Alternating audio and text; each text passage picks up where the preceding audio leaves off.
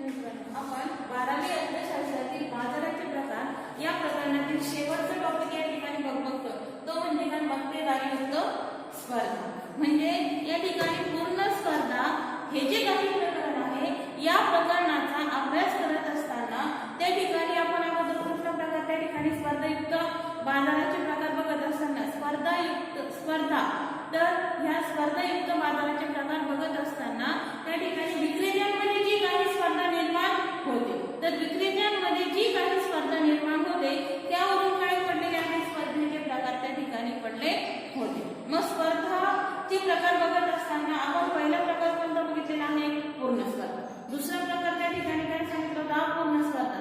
अपूर्ण स्पर्धेचा पहिला प्रकार आपण त्या ठिकाणी कोणता बघितला मक्तेदारी। त्यानंतर मक्तेदारी हा त्या ठिकाणी आपण प्रकार बघितलेला आहे आणि अल्पाधिकार हा दुसरा प्रकार आपण त्या ठिकाणी बघितला आणि आज आपल्याला त्या ठिकाणी बघायचे मक्तेदारीयुक्त स्पर्धा म्हणजे काय। मग आपण या ठिकाणी पूर्ण स्पर्धेची व्याख्या काय सांगितली होती की ज्या बाजारामध्ये असंख्य ग्राहक असंख्य विक्रेते असतात एक दिवशी वस्तूची काय करत असतात एकाच किमतीला काय करतात खरेदी विक्री करत असतात तर त्याला त्या ठिकाणी काय म्हटलेलं आहे पूर्ण स्पर्धा। पूर्ण स्पर्धेच्या काही वैशिष्ट्यांचा आपण देखील या ठिकाणी काय केला होता अभ्यास केला होता। त्यानंतर स्पर्धेचा दुसरा प्रकार आपण त्या ठिकाणी बघितला तो म्हणजे काय अपूर्ण स्पर्धा। मग अपूर्ण स्पर्धेची संकल्पना या ठिकाणी काय सांगितली होती की अपूर्ण स्पर्धेमध्ये त्या ठिकाणी सांगितलं होता पहिला प्रकार मक्तेदारी। मक्तेदारी म्हणजे काय या ठिकाणी काय सांगितलेलं आहे मक्तेदारी म्हणजे अशी उद्योग संस्था जिथे काय असते पुरवठ्यावर पूर्णपणे नियंत्रण असते की त्या वस्तू जो काही विक्रेता आहे मक्तेदारी म्हणजे काय मोनोपॉली म्हणजे एकच विक्रेता मोनो म्हणजे काय आणि पॉली म्हणजे काय विक्रेता। मग मोनोपॉली म्हणजे काय त्या ठिकाणी काय सांगितलं होतं जी संपूर्ण पुरवठ्यावर काय करत असते नियंत्रण ठेवते आणि जिला बाजारात काय असते अगदी जवळचा पर्याय त्या ठिकाणी उपलब्ध असतो तिला काय म्हटलेलं आहे तर आपण त्या ठिकाणी मक्तेदारी असे म्हणतात। म्हणजे मक्तेदारीचं व्याख्या त्या ठिकाणी एवढीच लक्षात ठेवा की मक्तेदारी म्हणजे अशी उद्योग संस्था जिथे पुरवठ्यावर पूर्णपणे नियंत्रण ठेवते आणि त्या ठिकाणी काय सांगितलेलं आहे पुरवठ्यावर नियंत्रण असते आणि तिला बाजारात जवळचा पर्याय उपलब्ध नसतो। आपण उदाहरण काय दिलं होतं रिझर्व्ह बँक ऑफ इंडिया ही जी काही भारतातील मध्यवर्ती बँक आहे या बँकेला दुसरा कुठला पर्याय आहे का नाही। मग ही बँक ज्या वस्तू निर्माण करते पैसा निर्माण करतो पैशाला दुसरा कुठला पर्याय उपलब्ध आहे का नाही। म्हणून मक्तेदारीची व्याख्या आपण त्या ठिकाणी काय सांगितलं होती की काय मक्तेदारी म्हणजे अशी उद्योग संस्था जी पुरवठ्यावर काय करते पूर्णपणे नियंत्रण त्या ठिकाणी ठेवत असते आणि तिला दुसरी वस्तू त्या ठिकाणी बाजारात पर्याय उपलब्ध असते का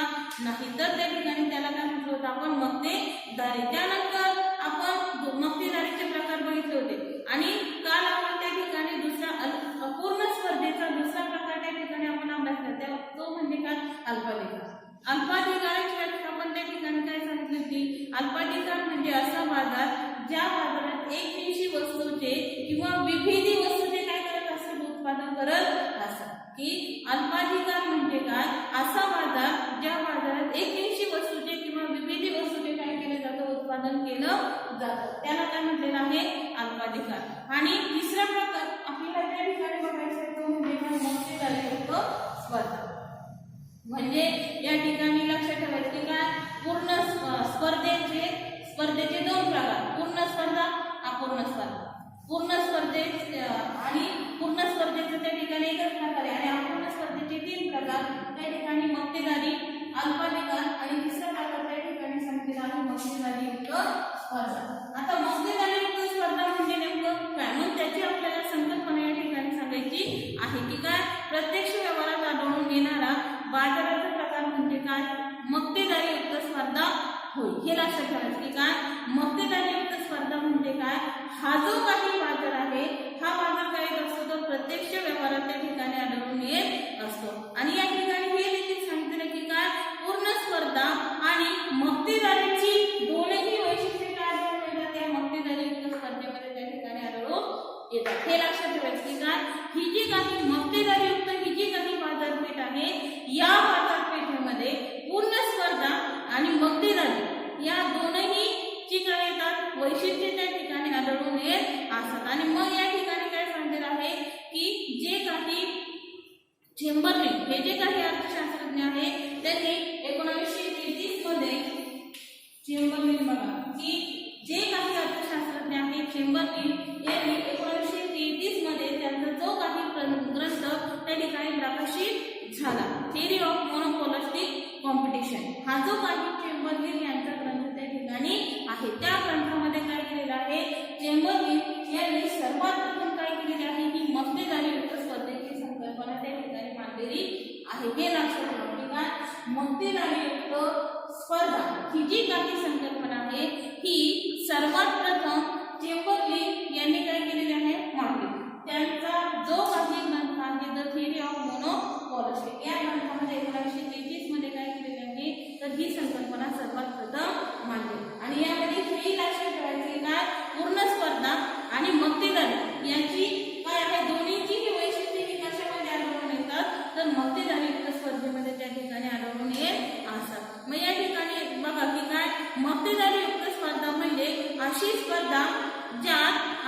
अनेक विक्रेते अगदी जवळचा पर्याय असलेल्या परंतु पूर्ण पर्याय नसलेल्या वस्तूचे काय करतात उत्पादन त्या ठिकाणी करत असतात म्हणजे जो काही मक्तेदार आहे किंवा त्या वस्तूचा उत्पादन करणारी जी कोणी व्यक्ती असेल तर ती व्यक्ती काय करत असते की अगदी जवळचा पर्याय असलेल्या परंतु पूर्ण पर्याय नसलेल्या वस्तूचं काय करत असते उत्पादन त्या ठिकाणी पूर्ण पर्याय नसलेल्या वस्तूचे काय करतात उत्पादन त्या ठिकाणी करत असतात मग या ठिकाणी आपण उदाहरण दिलं होतं की काय कोलगेटला पर्याय काय आहे पेप्सी दोनही वस्तू ह्या कशा आहेत वापर एकासाठी म्हणजे त्या ठिकाणी मग व्याख्येचा अर्थ त्या ठिकाणी लक्षात ठेवा की काय मक्तेदारी युक्त स्पर्धा म्हणजे अशी स्पर्धा ज्यात अनेक विक्रेते अगदी जवळचा पर्याय असलेल्या परंतु पूर्ण पर्याय नसलेल्या वस्तूचं काय करत असतात उत्पादन त्या ठिकाणी करत असतात म्हणजे या ठिकाणी आपण कोलगेट किंवा पेप्सोडेंट दोन्हीपैकी एकाचाही वापर करू शकतो परंतु त्या ठिकाणी दोन्हींचे गुणधर्म असेल गुण असतील याच्यामध्ये काय आहे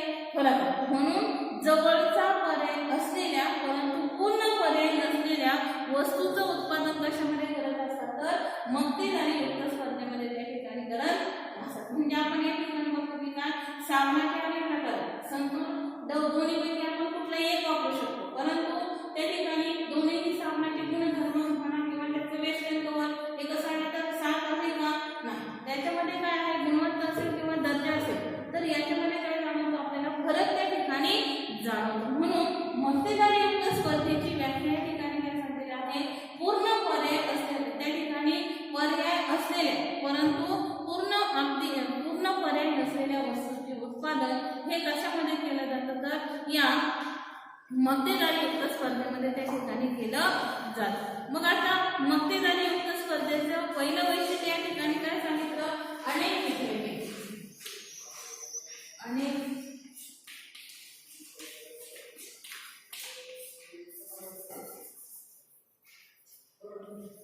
बघा की ही जी काही मक्तेदारी युक्त ही जी काही स्पर्धा आहे या मक्तेदारी युक्त स्पर्धेचं पहिलं वैशिष्ट्य या ठिकाणी काय सांगितलं आहे अनेक विक्रेते म्हणजे या मक्तेदारी युक्त स्पर्धेच्या बाजारपेठेमध्ये विक्रेत्यांची संख्या ही कशी असते अनेक असते आपण बघितलं की काय त्या ठिकाणी पेस्ट असेल तर पेस्टचं उत्पादन करणाऱ्या कंपनी केवळ एकच आहे कोलगेट आहे किंवा पेप्सोडेंट फक्त दोनच आहे का नाही तर त्या वस्तूचं उत्पादन करणाऱ्या अनेक कंपन्या त्या ठिकाणी काय आहे बाजारपेठेमध्ये त्या ठिकाणी आढळून येतात म्हणून या ठिकाणी काय सांगितलं आहे अनेक विक्रेते की या मक्तेदारी युक्त ही जी काही बाजारपेठ आहे या बाजारपेठेमध्ये त्या वस्तूचं उत्पादन करणाऱ्या विक्रेत्यांची संख्या ही कशी आहे असंख्य त्या ठिकाणी आहे म्हणजे मक्तेदारी युक्त स्पर्धेत विक्रेत्यांची संख्या जास्त असते परंतु तुलनेने पूर्ण स्पर्धेतील विक्रेत्यांपेक्षा कशी असते कमी असते या कारणामुळे विक्रेत्यांचे वर्तन मक्तेदारीप्रमाणे त्या ठिकाणी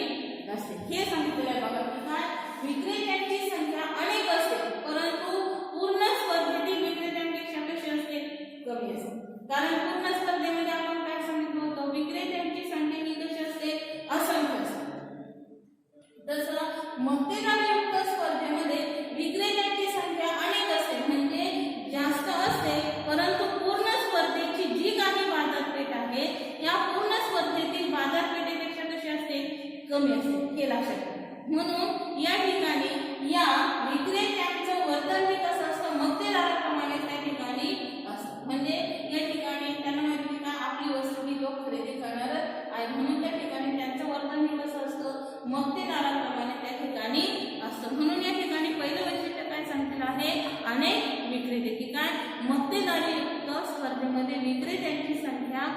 जास्त असते, परंतु पूर्ण स्पर्धेतील विक्रेत्यांपेक्षा कशी असते, कमी त्या ठिकाणी असते, हे लक्षात ठेवा. आणि त्यामुळे या बाजारपेठेतील विक्रेत्यांचं वर्तन हे कसं असतं, तर मक्तेदाराप्रमाणे त्या ठिकाणी असतं. त्यानंतर सांगितलं बघा, असंख्य ग्राहक.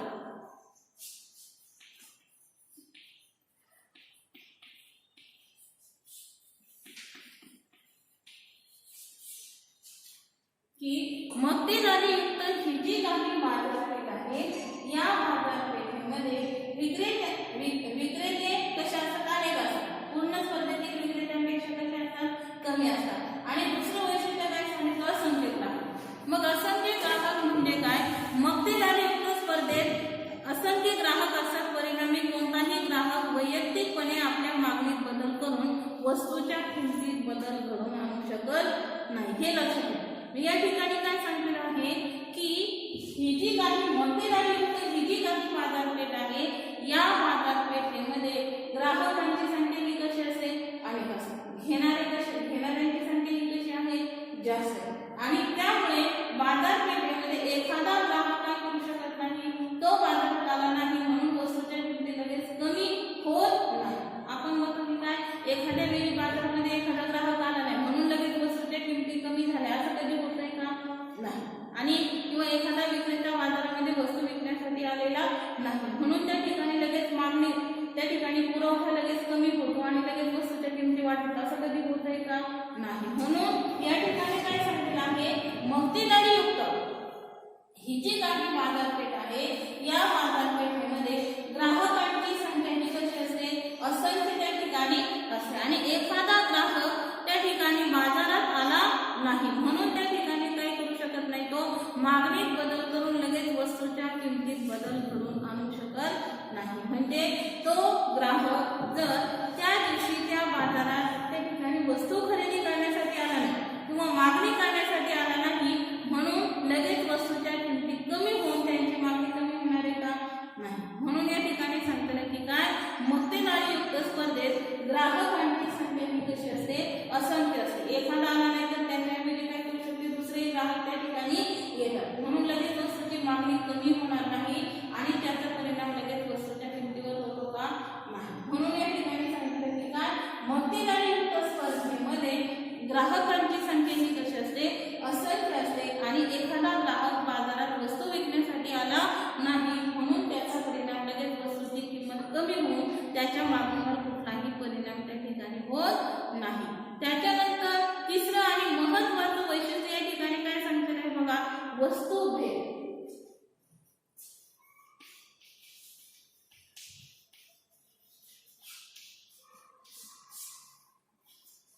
की या ठिकाणी मक्तेदारीयुक्त ही जी काही बाजारपेठ आहे, या बाजारपेठेमध्ये तिसरं महत्त्वाचं वैशिष्ट्य काय सांगितलं आहे, आता वस्तुभेद. या ठिकाणी आपण संकल्पना स्पष्ट करत असताना संकल्पनेमध्ये किंवा व्याख्येमध्ये काय सांगितलं होतं की मक्तेदारी ही अशी बाजारपेठ आहे की ज्यात अनेक विक्रेते अगदी जवळचा पर्याय असलेल्या परंतु पूर्ण पर्याय नसलेल्या वस्तूचं काय करतात, उत्पादन त्या ठिकाणी केलं जातं. मग वस्तुभेद हे काय सांगितलं आहे, मक्तेदारीयुक्त स्पर्धेचं महत्त्वाचं वैशिष्ट्य त्या ठिकाणी सांगितलेलं आहे. या बाजारात अनेक उद्योग संस्था विशिष्ट वस्तूचं काय करत असतात, उत्पादन त्या ठिकाणी करत असतात. परंतु प्रत्येक उद्योग संस्थेचं उत्पादन हे बाजारातील दुसऱ्या उद्योग संस्थेपेक्षा कसं असतं, वेगळं असतं. म्हणजे या ठिकाणी विक्रेत्यांची संख्या ही कशी असते, असंख्य असते. आणि प्रत्येक विक्रेता जरी वस्तूचं उत्पादन करत असला, पर्यायी वस्तू असल्या एकमेकांना, तरी सुद्धा त्या ठिकाणी त्या वस्तूमध्ये जास्त थोडाफार का होईना फरक त्या ठिकाणी असतो. म्हणजे आपण उदाहरण दिलं होतं की काय, अनेक प्रकारचे साबण, मग साबण अनेक प्रकारचे, प्रत्येक साबणाचा गुणधर्म हा कसा आहे, वेगवेगळा असतो. की प्रत्येक साबणाचं वैशिष्ट्य म्हणा किंवा त्याचा दर्जा असेल, त्याचं वेस्टर्न असेल किंवा त्याचं त्या ठिकाणी काय सांगितलेलं आहे, नक्षीकाम असेल, रंग असेल किंवा त्याचं त्या ठिकाणी पेटंट असेल किंवा चिन्ह असेल, हे काय आहे, प्रत्येकाचं वेगवेगळं त्या ठिकाणी सांगितलेलं आहे. म्हणजे या ठिकाणी हे लक्षात ठेवा की काय, त्या ठिकाणी आपण बघतो की काय, मोबाईल, प्रत्येक कंपनीचा मोबाईल आहे परंतु प्रत्येकाचा त्या ठिकाणी काय वैशिष्ट्य कशी आहे, वेगवेगळे. म्हणजे या ठिकाणी जवळचा पर्याय असलेल्या वस्तूचं उत्पादन केलं जातं परंतु पूर्ण पर्याय आहे का, नाही.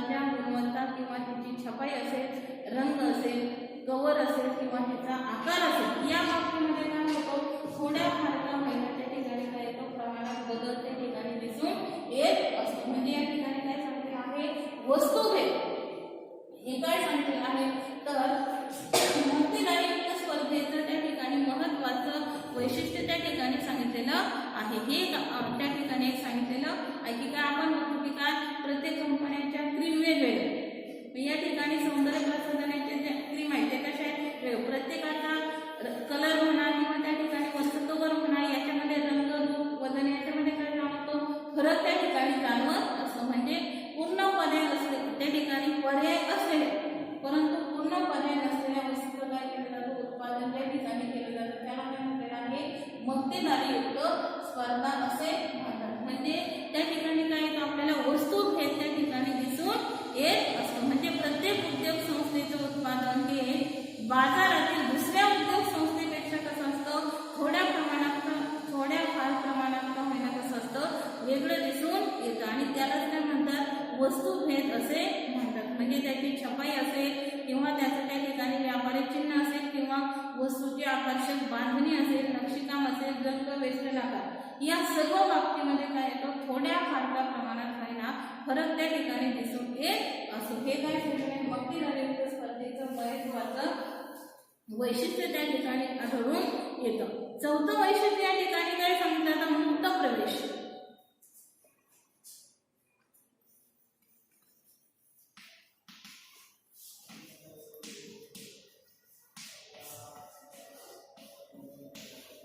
मुक्त प्रवेश निर्गमन.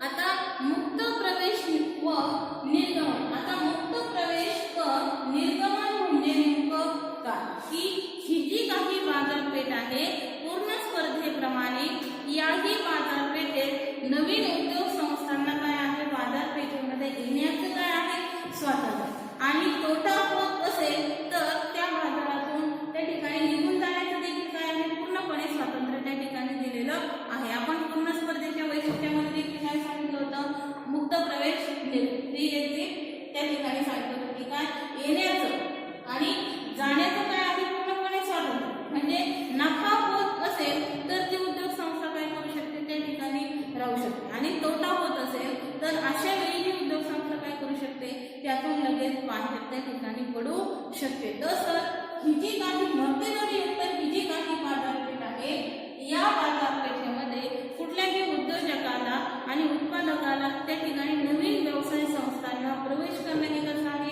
मोफत त्या ठिकाणी आहे. आणि जर तोटा होत असेल तर अशा वेळी त्या व्यवसायातून बाहेर पडण्याचं देखील काय केलेलं आहे, पूर्णपणे स्वातंत्र्य त्या ठिकाणी दिलेलं आहे. म्हणजे तोटा होत असल्यास कोणतीही उद्योग संस्था उत्पादन करून त्या स्पर्धेतून काय करू शकते, लगेच बाहेर त्या ठिकाणी पडू शकते. त्यानंतर सांगितलं बघा, पाचवं वैशिष्ट्य विक्री खर्च.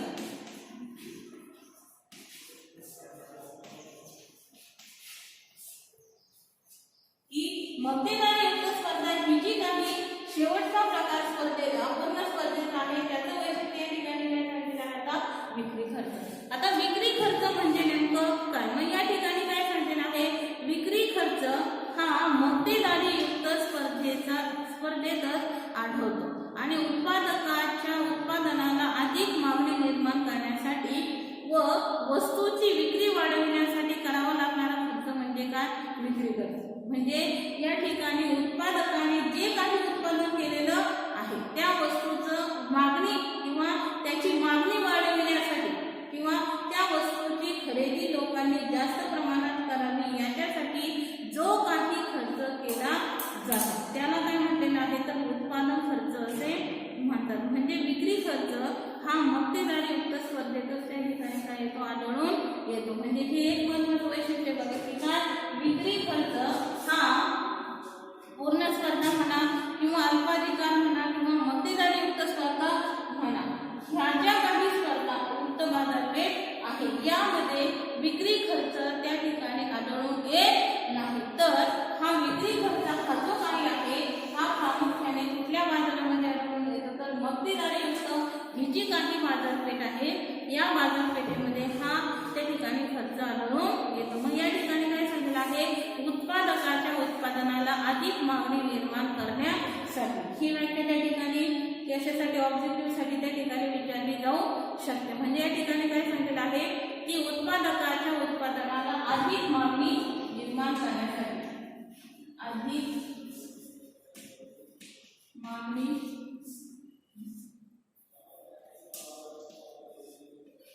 निर्माण करण्यासाठी जो खर्च केला जातो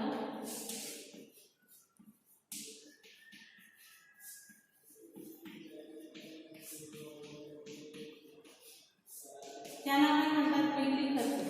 म्हणजे या ठिकाणी तुम्हाला विधान दिलं जाईल, त्याच्यावरून तुम्हाला ही संकल्पना सुद्धा त्या ठिकाणी स्पष्ट करता येईल. म्हणून या ठिकाणी काय सांगितलं आहे, उद्योजकाने किंवा त्या उत्पादकाने जे काही उत्पादन केलेलं आहे तर त्या उत्पादनाला अधिक मागणी निर्माण करण्यासाठी त्या ठिकाणी किंवा वस्तूची विक्री वाढविण्यासाठी जो खर्च केला जातो तर त्याला काय म्हणतात विक्री खर्च असे म्हणतात. मग या ठिकाणी आपण सांगतो की काय जाहिरातीवर केला जाणारा खर्च जो काय आहे त्याचा समावेश हा कशामध्ये होत असतो विक्री खर्चामध्ये. कारण जाहिरात ही कशासाठी केली जाते, लोकांना त्या वस्तूची माहिती व्हावी, लोकांनी त्या वस्तूची मागणी करावी किंवा खरेदी करावी, याच्यासाठी काय केला जातो विक्री खर्च त्या ठिकाणी केला जातो. म्हणजे मक्तेदारी युक्त ही जी काही स्पर्धा आहे किंवा ही जी काही बाजारपेठ आहे या बाजारपेठेमध्ये जास्तीत जास्त खर्च हा कशावर केला जातो विक्री खर्च. कारण त्या ठिकाणी उत्पादनाला अधिक मागणी निर्माण करण्यासाठी किंवा लोकांनी त्या वस्तूची जास्त खरेदी करावी याच्यासाठी जो काही खर्च केला जातो त्याला काय म्हणतात तर त्या ठिकाणी विक्री खर्च असे म्हणतात. म्हणजे या ठिकाणी बाकी काय जाहिरात असेल, दूरदर्शन, आकाशवाणी किंवा फलक त्या ठिकाणी प्रदर्शन असेल, त्या ठिकाणी खिडकी प्रदर्शन असेल किंवा मोफत भेट वस्तू, मोफत नमुना वस्तू, तर अशा प्रकारच्या जो काही खर्च केला जातो तो कशामध्ये केला जातो विक्री खर्चामध्ये.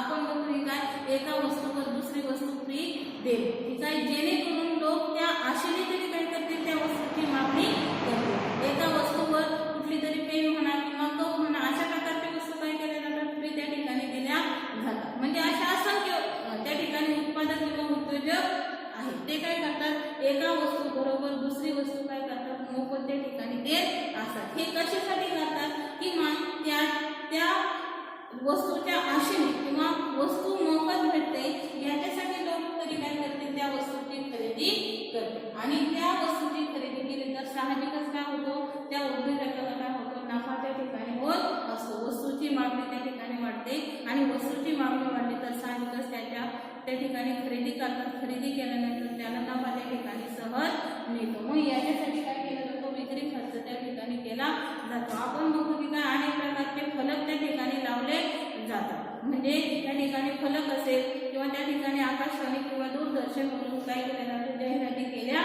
जातात किंवा त्या ठिकाणी प्रदर्शन देखील मांडलं जातं. तर हे प्रदर्शन कशासाठी मांडलं जातं तर त्या वस्तूची मागणी लोकांनी जास्त करावी किंवा खरेदी करावी याच्यासाठी काय केला जातो जो खर्च केला जातो तर त्याला काय म्हणतात विक्री खर्च असे म्हणतात. आणि याच्यावर हा जो काही मक्तेदार आहे त्याचा काय होत असतो कोट्यावधी पैसा त्या ठिकाणी या विक्री खर्चावर त्या ठिकाणी केला जात असतो. आणि त्याचा समावेश कशामध्ये केला जातो वस्तूच्या किमतीमधून त्या ठिकाणी किमतीमध्ये त्याचा समावेश त्या ठिकाणी केला जातो. त्यानंतर सांगितले बघा जवळचे पर्याय 6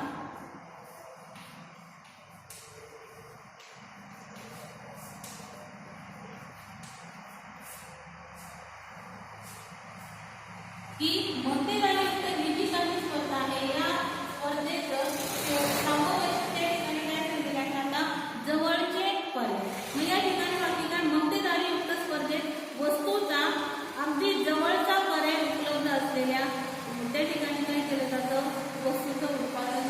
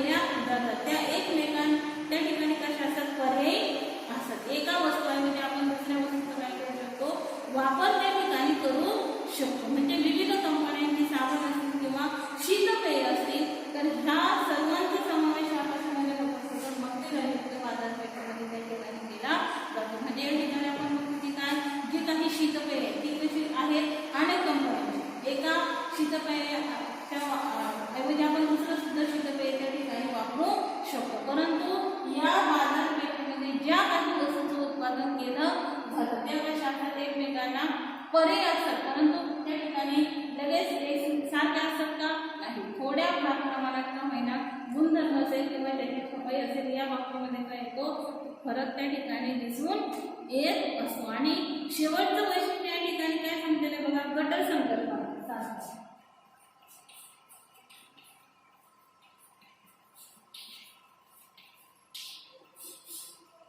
मक्तेदारीयुक्त ही जी काही बाजारपेठ आहे या बाजारपेठेमध्ये शेवटचं वैशिष्ट्य काय सांगितलं आहे का, गट संकल्पना.